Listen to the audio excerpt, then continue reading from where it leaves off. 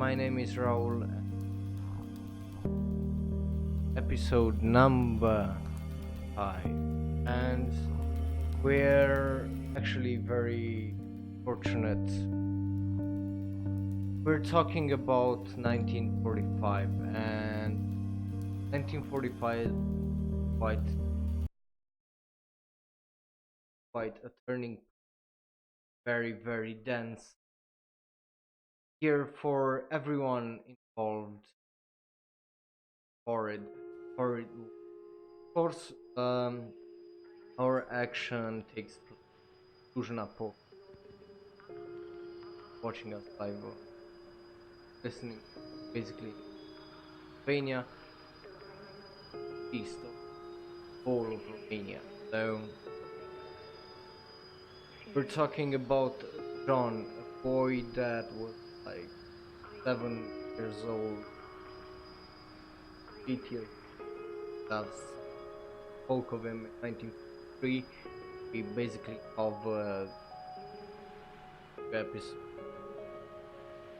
for 1935, the birth of father, to now 1943, and we've ended with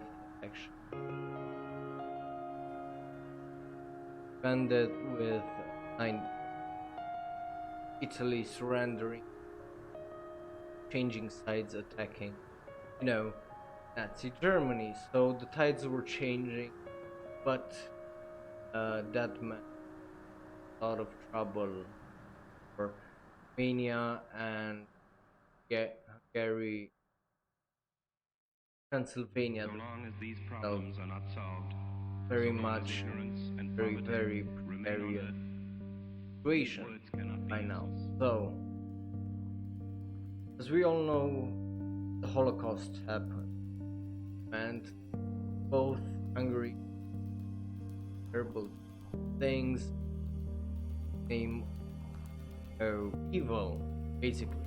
So we were having such a horrible tragedy on our hands, and here had two sides that basically same side, axis, killing each other, Hungarians killing and butchering places of Pennsylvania they cover with, and obviously Romanians killing, massacring Hungarians, the other part of Pennsylvania, because it was war, and even though theoretically they were allies, they defended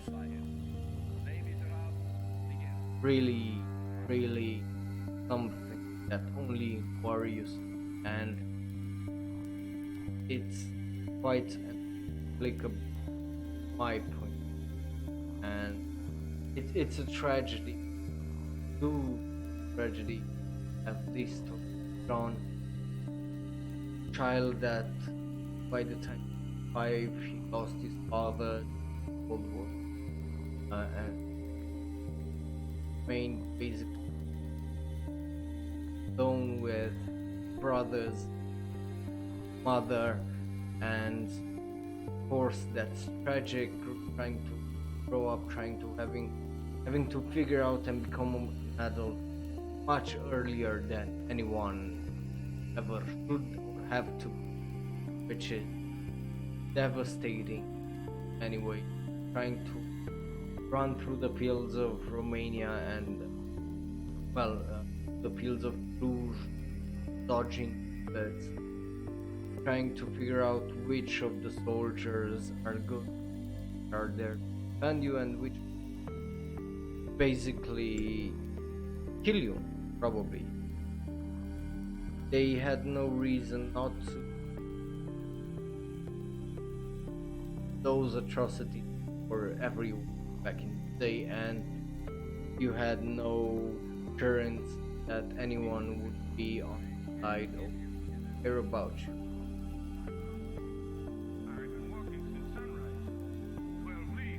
Something that many people don't have to live with, luckily today, but those that do, basically tragic making. I suspected something when I we're talking about the most impactful year of this, or the most impactful, because here the tides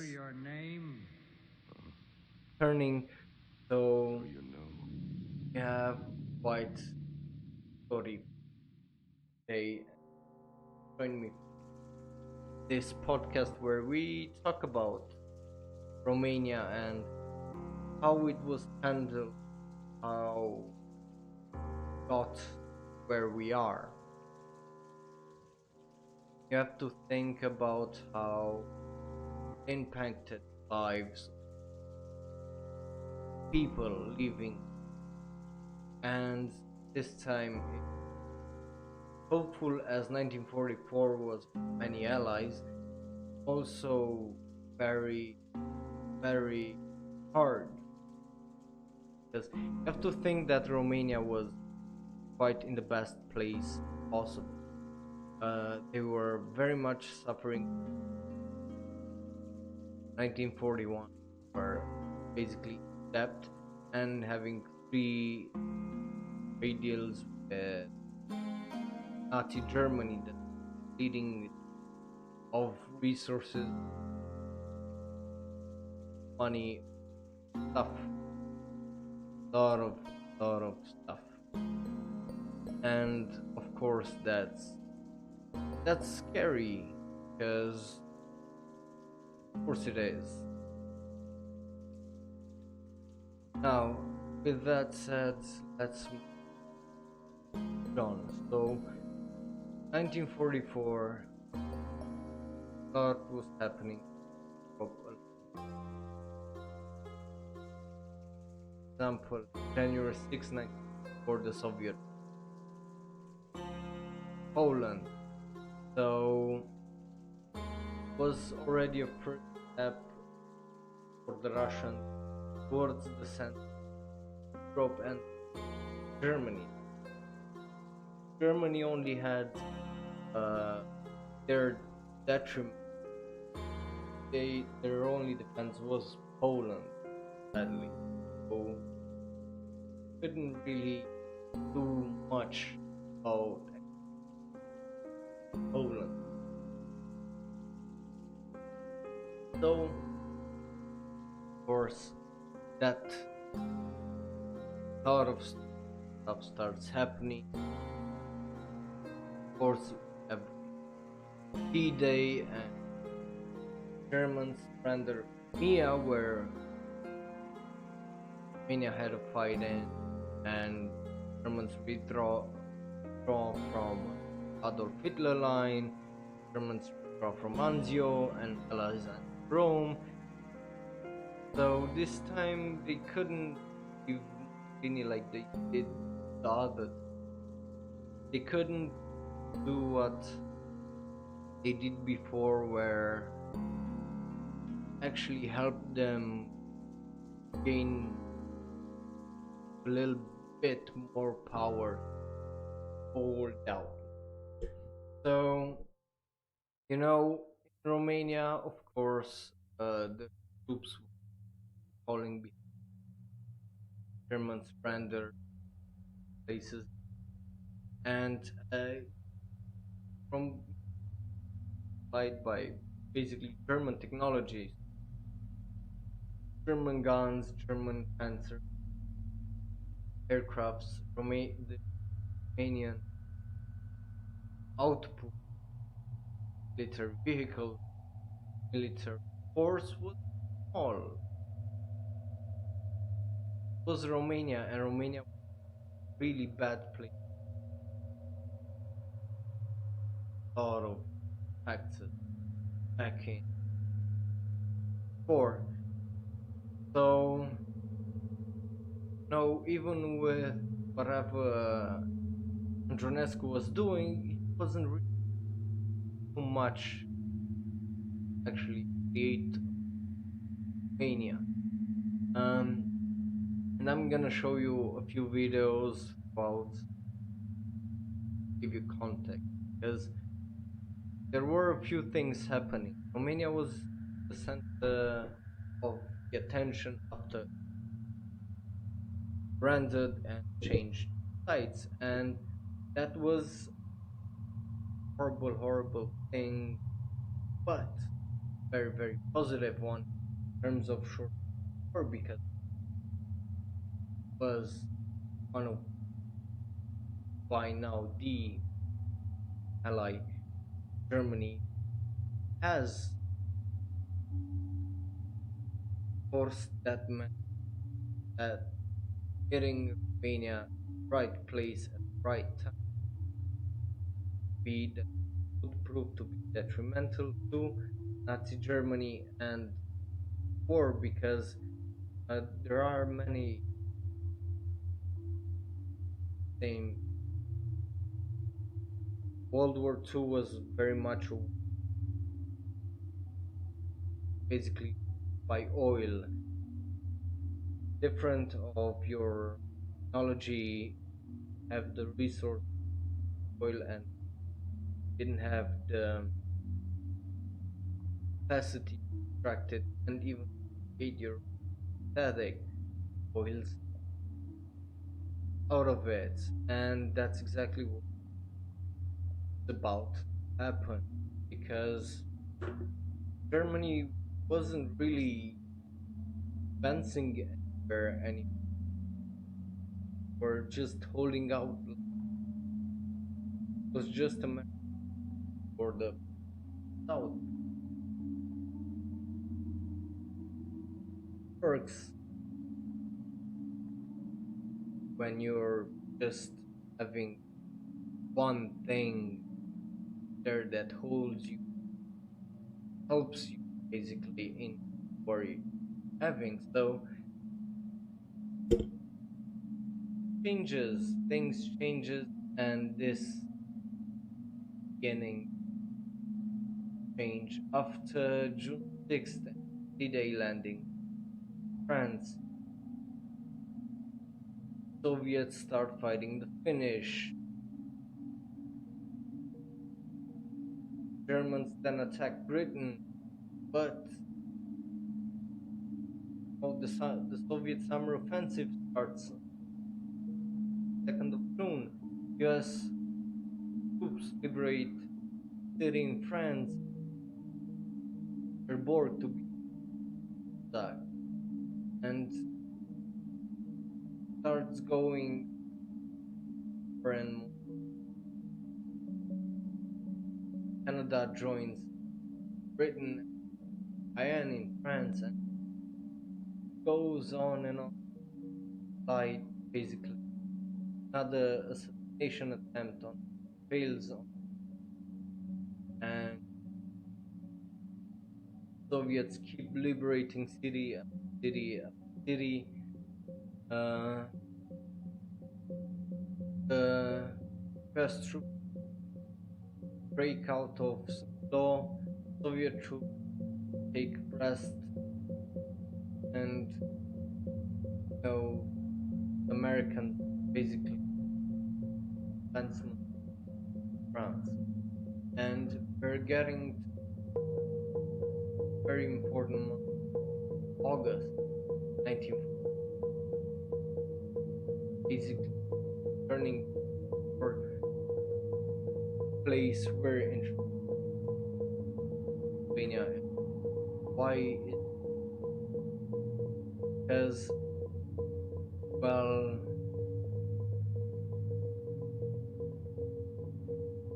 many things happen. August 1st, 1944, the Polish army rises against Nazis in Warsaw. Well, okay, let's mention it. Getting arrested by Gestapo in Amsterdam. So, no, then 15th, the invasion of southern France by Allied forces. Resistance uprising in Paris, obviously, and Evic, where basically August they were, and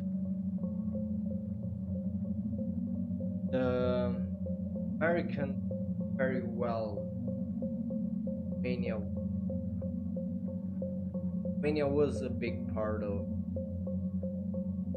course of Nazi Germany that that they had to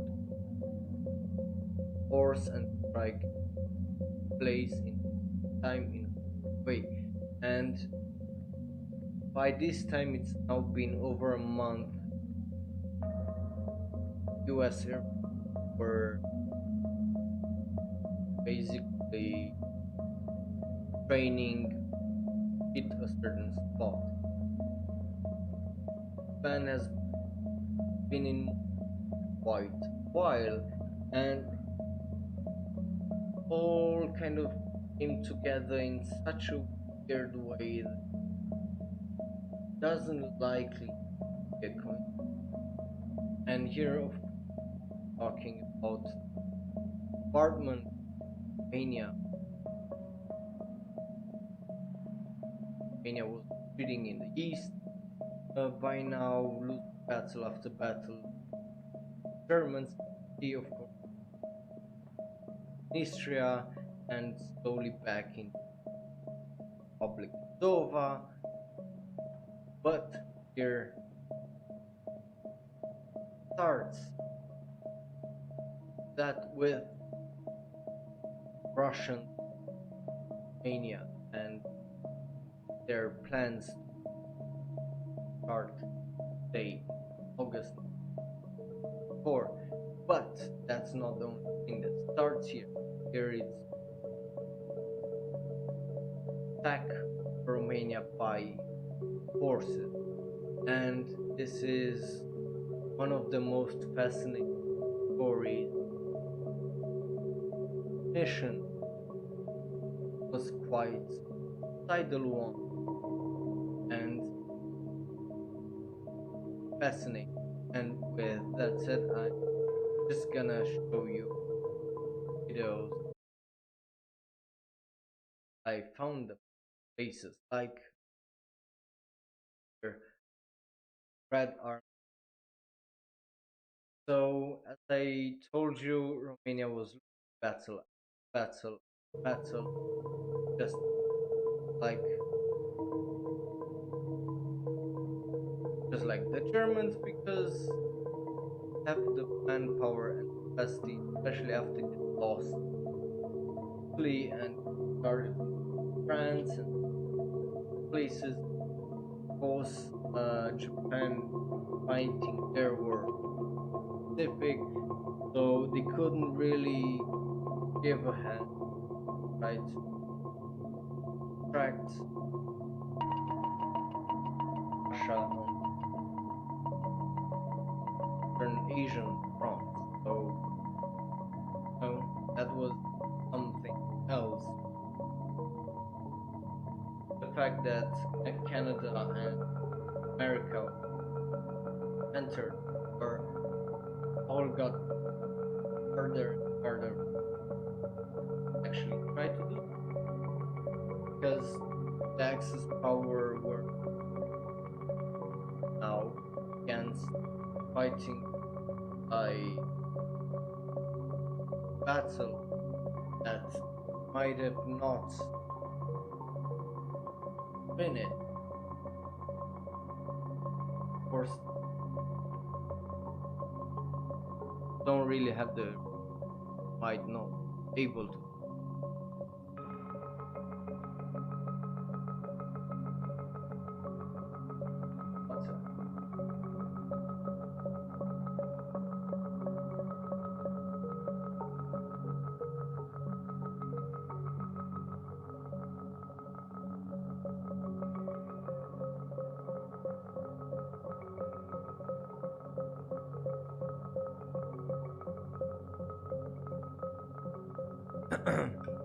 Thank you for allowing me that small break to drink some water, because my throat is parched.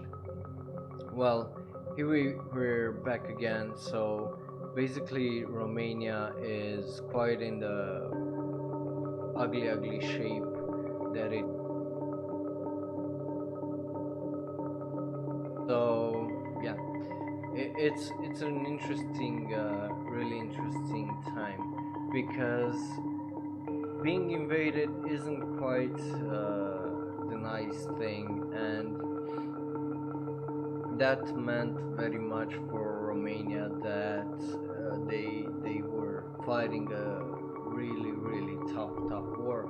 So before the Russians actually got to enter Romania, and what I'll show you here is just the first uh, part and just the beginning of the story, basically where Romania started losing territory in its own territory. So they started losing territory in Romania, and this is the first. Hope you'll also hear it quite well. Coinciding with Romania's decision to abandon the gangsters' agreement with Germany, we received these pictures of the first entry of the Soviet army into Romania. So this was at the point where Romania gave up basically and entered Romania, you know, with their Red Army and stuff like that. So it's already an interesting place to be at, but uh, this didn't start like that, because of course you had to attack key cities and key places, and one of those was the bombardment of Bucharest. And Bukarest. Unmittelbar nach einem Angriff. this is a German film talking about the bombardment of Bucharest by the Soviets and the Americans. Der 15. US-Luftflotte. Yes, so they were attacked by the 15th US force, and these are the haunting images of Die rumänische Hauptstadt, in der damals rund what's 900.000 left. Menschen lebten, war lange Zeit von I'm gonna also translate it if you don't know German. This is basically the capital city where there were living almost 900,000 people, größeren Luftangriffen verschont. at least in Erst im 1944, April 1900 and this was the first aerial attack of Bucharest. Being, even in the film, she says that Bucharest was basically avoided, got lucky in a sense, because they weren't bombarded. 1944 begannen die Alliierten mit massiven Einflügen. 1944 von größeren Luftangriffen verschont geblieben. Yeah. Erst im April 1944 So the bombardment of Romania basically started, of Bucharest at least, started in April 1944. Why I said that August? Because August is where Romania basically capitulates and Russians invade.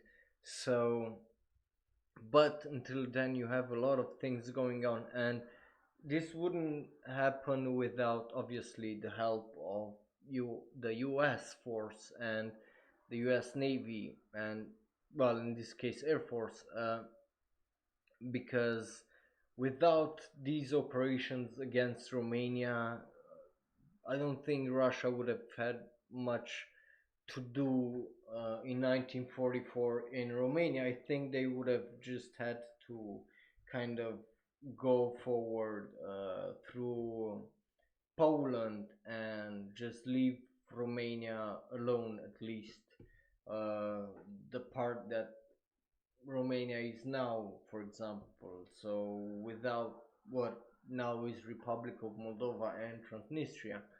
1944 begannen die Alliierten mit massiven Einflügen. Because Romania was very much damaged, and I'll show you what I mean.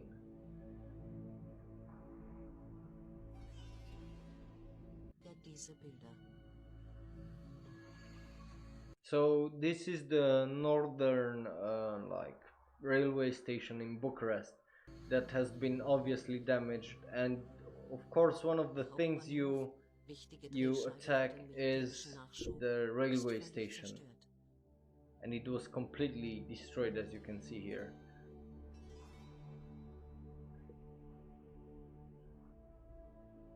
For me, I was here like a week ago, and it's absolutely fascinating because it's like they rebuilt it the way it was back then, but you know, having McDonald's and a few other things. Stellwerke und Bahngleise gleichen einer Trümmerwüste.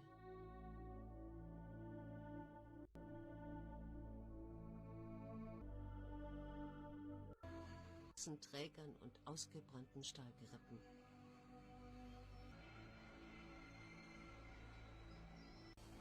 It's so fascinating. This so fascinates Auch me. zivile Ziele sind verwüstet. These are basically houses and villas that were burned down and bombarded. Unter den eingestürzten Häusern liegen noch viele Verschüttete. Rumänische Feuerwehrleute beginnen den Wettlauf gegen die Zeit. Romanian firefighters were trying to save people from under the rubble and try to find basically survivors. Die Verschütteten zu retten.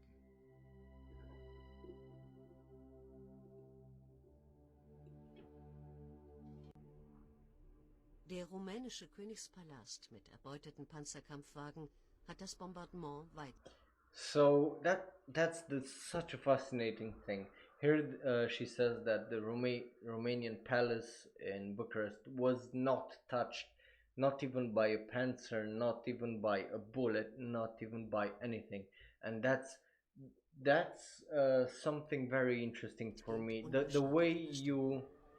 The way we kind of try to preserve certain things, even in war, if you think about it. Like even Hitler took pictures of with the Eiffel Tower behind him, and he even, you know, he kind of liked it, though we know he wasn't much into art because of reasons, and he burnt art and tried to destroy most of it because of course the thing you're thinking when you're such an asshole and you want to try to take over the world is, what's the easiest way to do it is, well, let's, you know, change people's mind. And how do you do that? You control art and the way of expression and anything like that. So whatever came before shouldn't exist because you want people indoctrinated in whatever you think is right. But still, here we have a few things like this, like the royal palace being intact. And I think that while this is a great thing for history, it might have been the biggest mistake Andronescu made. Am 31. August 1944, rund 4 Monate nach diesen Aufnahmen, fällt Bukarest in die Hände der Roten Armee. So even here they say that by the end of August, Bucharest falls in the arms of the Red Army, and the Red Army enters Bucharest. And I'm gonna show you that. Beginnt ein Martyrium. Rumänische Kommunisten und Partisanen wüten auf den Straßen und töten jeden, der im Verdacht steht, mit den Deutschen kollaboriert zu haben. And of course, they talk about the tragedies that the communists obviously came in and appointed people and killed anyone that was thought to have collaborated and worked with Nazi Germany, which is both great and not so. And things happened until here. A few things happened that we'll go back to and talk about. One of those things would be a coup where King Mihai would regain his throne and would change sides, as mentioned. But let's actually talk about that. So after all the bombardment, after all the war in what was the first half of the 1944, let's go here to this important part and then move on to, oh yeah, sorry, hope it ain't it's fine. American bombers over Ploiești. This is one of the raids which almost completely wiped out the huge oil fields before Romania finally broke away from Germany. These Axis-made films, recently seized by the United States 15th Air Force, show the tremendous fires started in the attacks.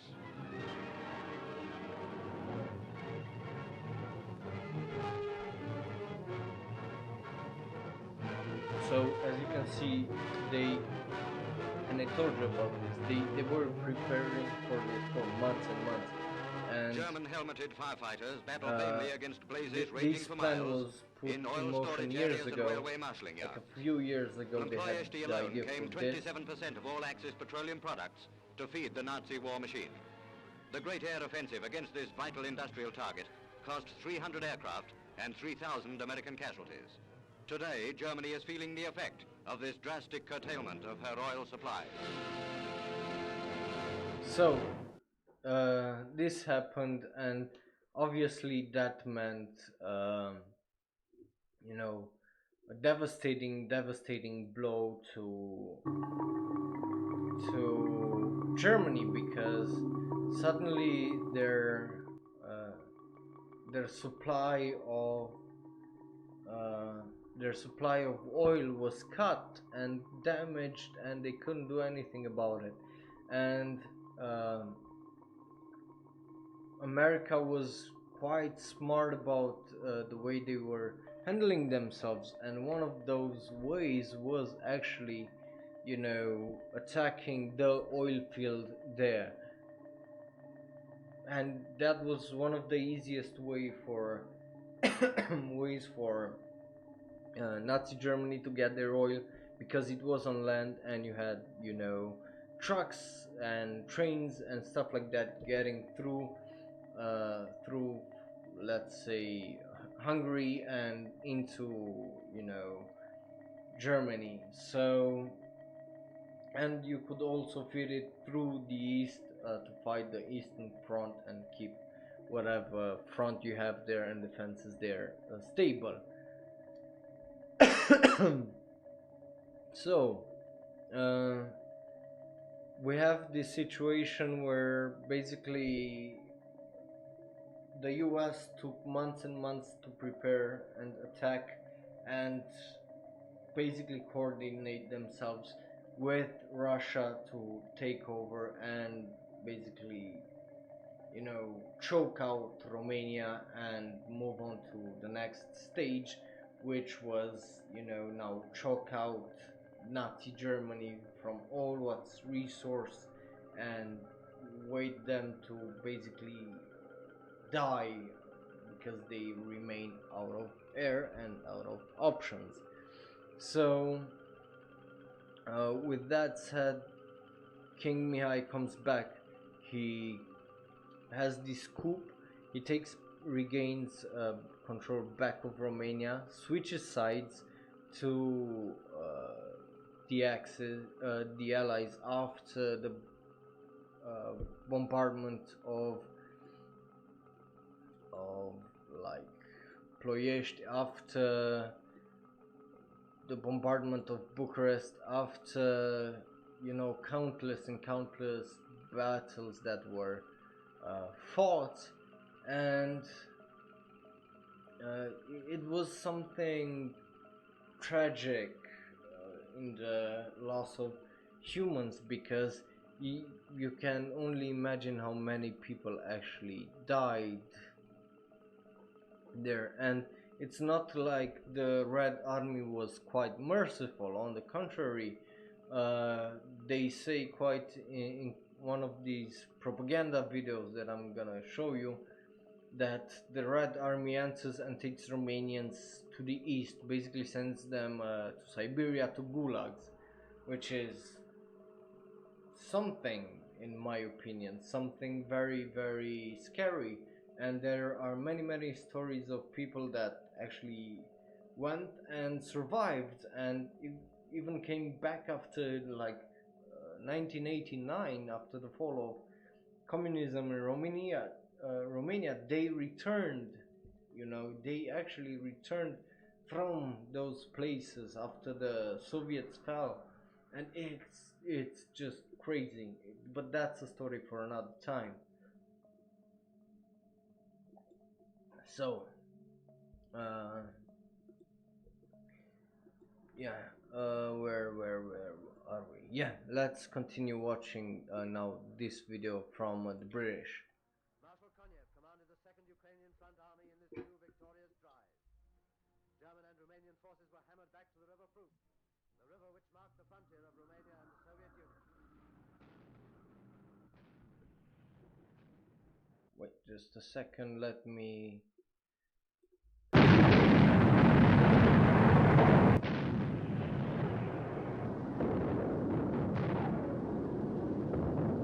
Sorry about that. So in this smashing offensive, the German invaders and their Romanian satellites were driven from Soviet soil. Smashed bridges did little to hold up the onward surge of the Red Army. They had already astonished the world in their crossings of the broad rivers of their own land.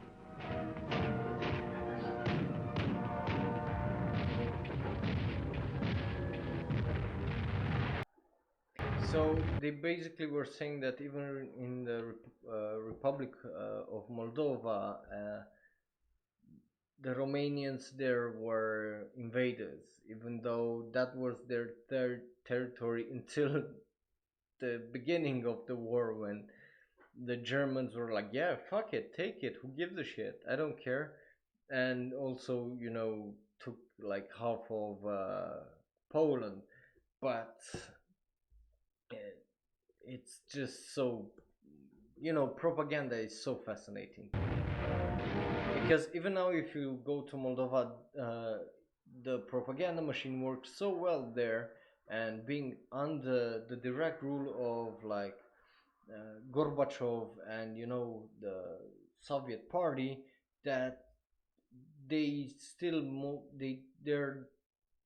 they dare talk two languages, which is Russian and Romanian, basically. And they're very divided due to this fact there. So some want the union with Romania and getting closer to Europe, and some want, you know, Putin. Here, for the first time, the Red Army is on Romanian soil, approaching the city of Seret. These are soldiers of the 1st Ukrainian Front.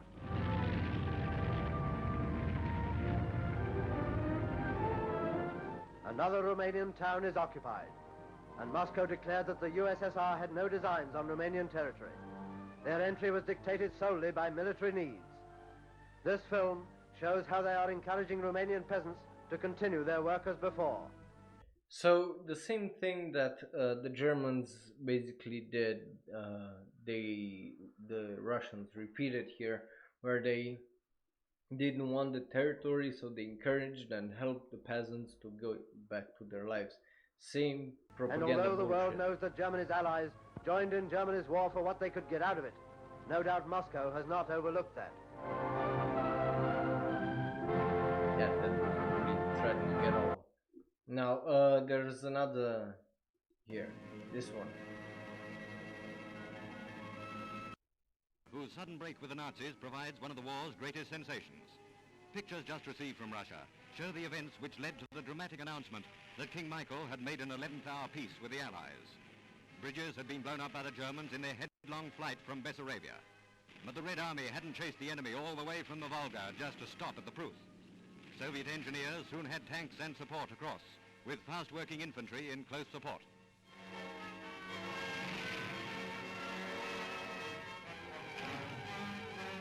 Yeah, so here we basically see the actual invasion of Romania. The tremendous moment has arrived. The Nazi nightmare has come true. Soviet troops are in Romania, key to the Balkans, with all the equipment of a mighty modern army. It's so fascinating. But this obviously is just the beginning of something else. Even though it was hopeful from at least this perspective.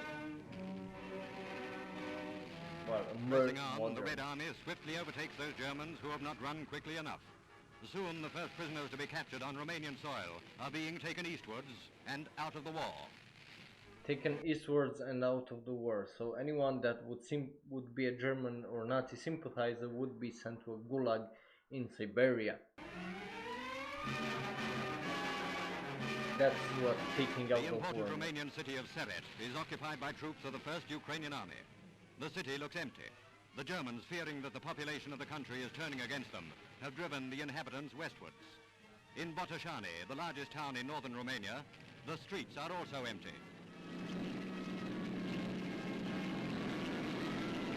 Yeah, Botoșani now is kind of a Gradually, the inhabitants return to learn that Goebbels has lied to them, and that the Russians have no designs on their soil or their homes. And so, as the Red Army marches on in the east, and the other allies in the west, Romania decides she has played the German game long enough. As the master race goes down for the count, another disillusioned satellite deserts to the winning side. woo! And that enthusiasm about them getting down. But with that said, we move on.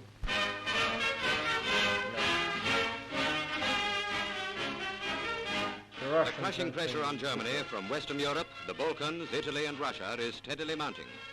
Bucharest, capital of Romania, shows in these pictures how her citizens welcome the news of the relief of their country from the grip of the Nazis.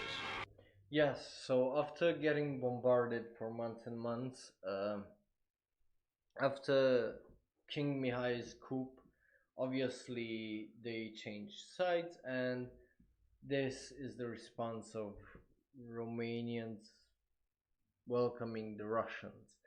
Though this seems peaceful, I don't really think it was.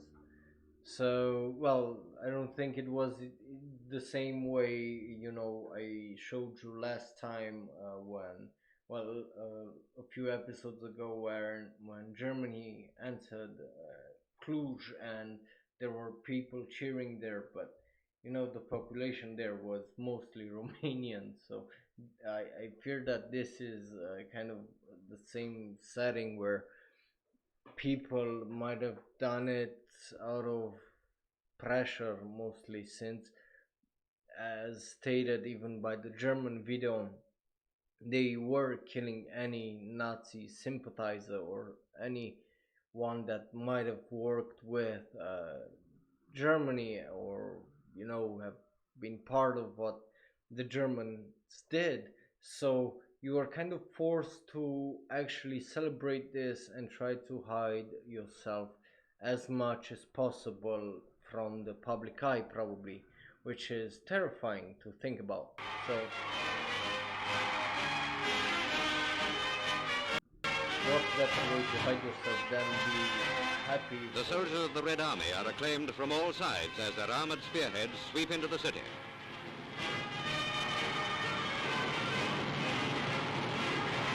When King Michael signed the proclamation which made Romania the first of the Nazi Balkan satellites to surrender, he struck a severe blow at the German army. In a lightning stroke, the Russians have driven the Germans from the vital Ploiești oil fields and are well beyond Bucharest on the next stage of their offensive. Now the Nazis must face the Romanians, in addition to the vast Allied armies readying to pour into Germany from the south, the east and the west.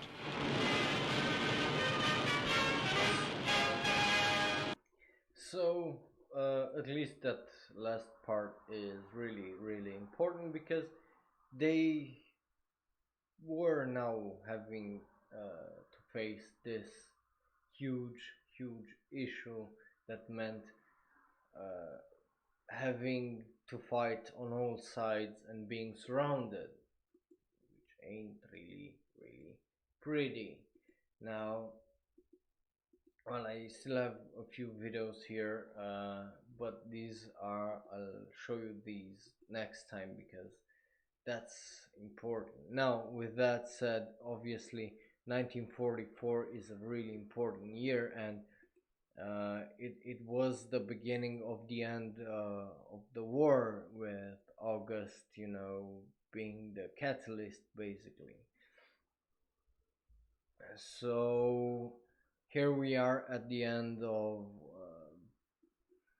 1944. On October 30th, 1944, the last use of gas chamber was at Auschwitz. So that was a beginning of another positive thing, but it wasn't the end of it, because stuff was about to really go down, in the sense that, of course, since now Russians entered Romania, that meant that the they had to take back northern Transylvania, and they had to fight a war northeast, northwest in Romania, and then further west into Central Europe, which is exactly what started happening in the latter half of 1944, where after they've taken Bucharest on August 31st, they started getting ready to march north and to the west to retake Transylvania. So now imagine being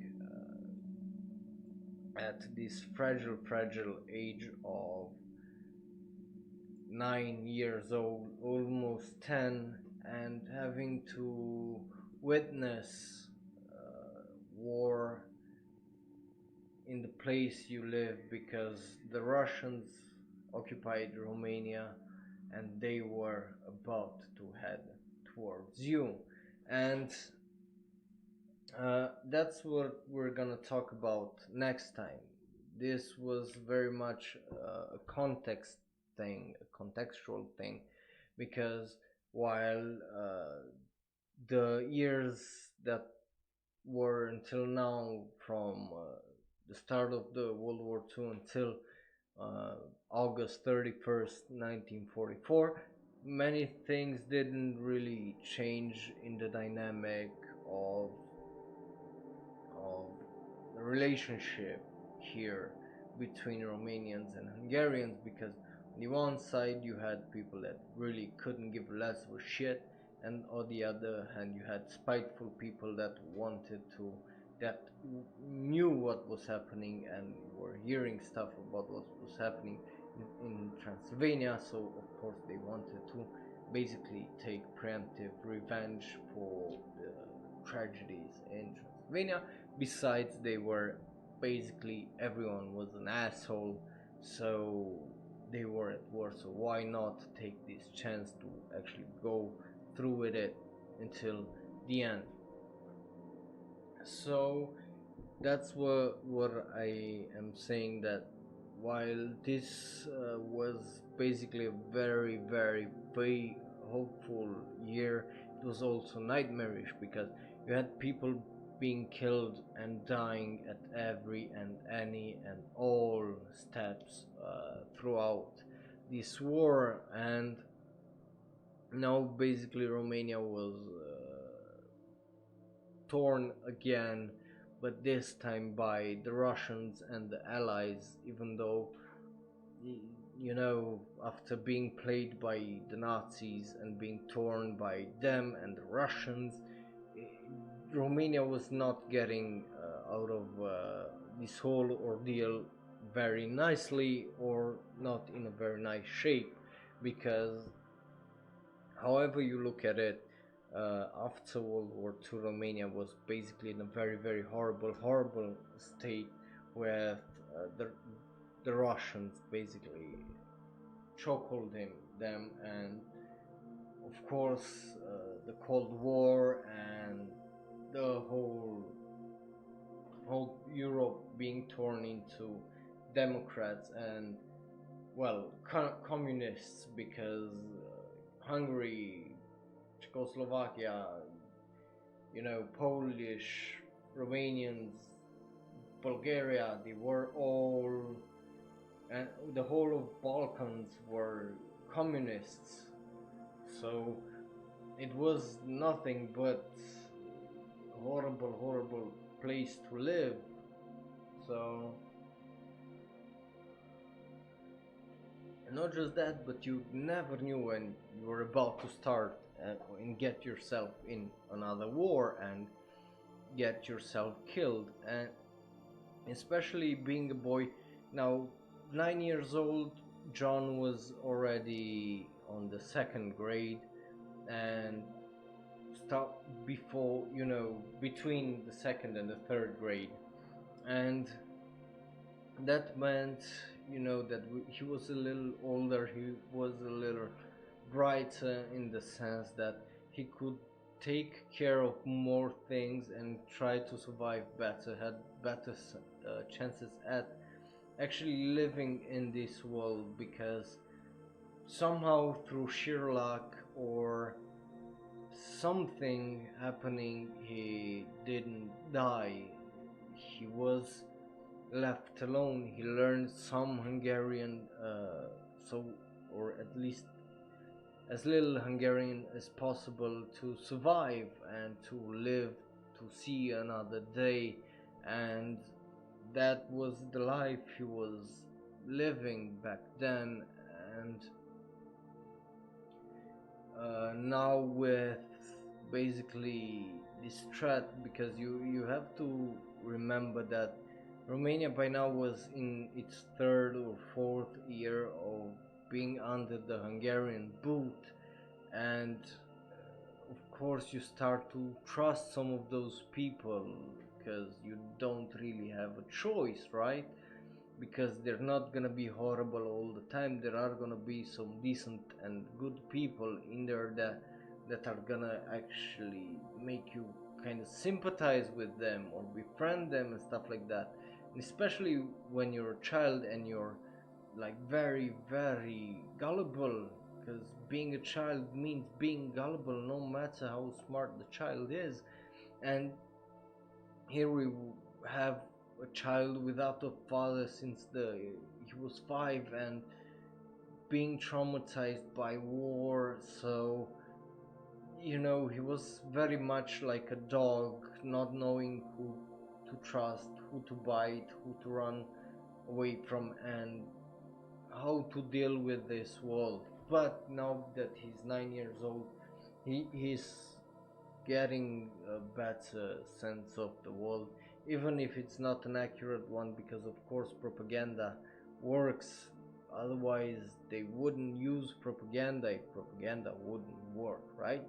So you can imagine that if you lie through propaganda to a child, he will most likely believe you and be by your side. So of course the news that the Americans were attacking Romania, the news that the Russians were attacking Romania, was a horrible thing that would bring fear upon anyone living, for example, in Transylvania under Hungarian rule, because that meant that their lives were under threat, right? Because when you have an enemy to the south, where with America attacking, for example, Ploiești and Bucharest and bombing places, and you had the Russians in east beating German and Romanian forces and Hungarian forces over and over and over again, you have to fear for your life when after 4 years living under Hungarian rule, suddenly the peace that you kind of tried to find as a child in those times is now threatened, and you're not gonna do well psychologically, because let's face it, basically not many of us can face reality as it is now from a psychological standpoint, because we're not really prepared for it. So when something happens, it stresses the hell out of us. So that the same kind of goes here too in the story. And having Russia and America basically bombard the place you want to live is terrifying. And next was Transylvania, and next was Cluj. And this is where we're gonna end for now. We're gonna end with King Mihai coming back to the throne after a coup, the Russians getting here in Romania, the Americans now happy that they basically took out one of the oil barrels of Nazi Germany, so they could focus now on taking over the rest of Italy, liberating France, and moving towards Belgium, towards the Netherlands, and then attacking obviously Nazi Germany itself, because the liberation, for example, of Denmark and stuff like that would happen afterwards, I think. I'm not sure if I'm right about that, but that meant that, east you had Russia, west you had the allies in US and stuff like that, and here we are with us ending before 1944. And next time I promise you that we're gonna end the year 1944 and get into the end of the World War and what that meant for John in Transylvania, in Cluj, and what that meant for the future of his life and the rest of this series. Well, with that said, my name was Raul. I hope you enjoyed this episode. For me it was quite an entertaining one and quite an interesting one. We learned a lot of stuff. Don't forget, I learned a lot of stuff too, because I was taught one version of the history. So researching this in more than one language and finding out stuff is very, very helpful, because I can also enlighten others, and also I can enlighten myself when it comes to certain things that happened throughout Europe. So with that said, I thank you. Don't forget to like, subscribe if you're watching on YouTube. If you listened, leave something, or like, share it with people, and yeah, thank you for watching. Next time, see you next Thursday. Yes, bye bye.